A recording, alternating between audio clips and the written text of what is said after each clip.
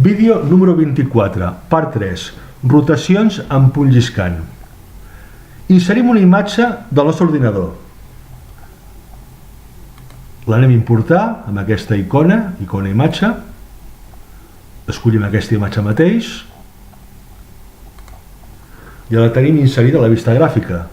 Amaguem els punts A i B. I ara hem de dissenyar un punt lliscant. Activem punt lliscant. Es tracta d'un angle. Per defecte el programa li dona un valor alfa, valor mínim 0 graus i màxim de 360 graus, és a dir, una volta completa, incrementant en un grau.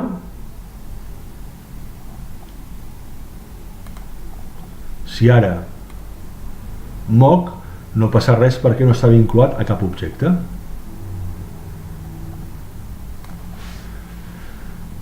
Què farem ara a continuació? El que farem serà aplicar-li a aquesta imatge una rotació. Una rotació, amb aquesta eina, ens cal l'objecte, ja tinc la imatge, un punt o centre de rotació i l'angle. El punt centre de rotació, per exemple, el col·loquem aquí, activem l'eina rotació, seleccionem la imatge, seleccionem el punt i l'angle li posarem alfa. Per fer això anirem a vista, teclat, seleccionarem el teclat grec, aquí posem el cursor per poder escriure aquí sobre, i escollim l'angle alfa i un sentit horari. Acceptem. Ara ja queda vinculat la rotació amb el punt lliscant. Si vario el punt lliscant, el vaig movent, el selecciono i el moc, la figura es mou. Fixeu que es mou en un règim de repetició oscil·lant. Aplico l'animació i tinc aquest resultat. La figura va girant, repetint-se de forma oscil·lant. Pauso l'animació,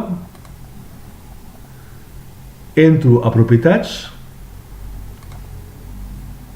i ara vaig a canviar la repetició, per exemple, vaig a fer que sigui incrementant sempre. Mantinc la resta que tenim aquí, és a dir, els intervals, mantinc també la mida dels punts i la velocitat ara l'augmentaré, per exemple, a 5. Tanquem també el teclat i ara hi dono l'animació. O més ràpid, i en aquest cas tenim un increment creixent. Aturo l'animació i ara, si m'interessa, anem aquí a vista gràfica.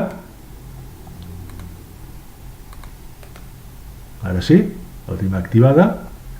I puc deseleccionar els eixos i la quadrícula.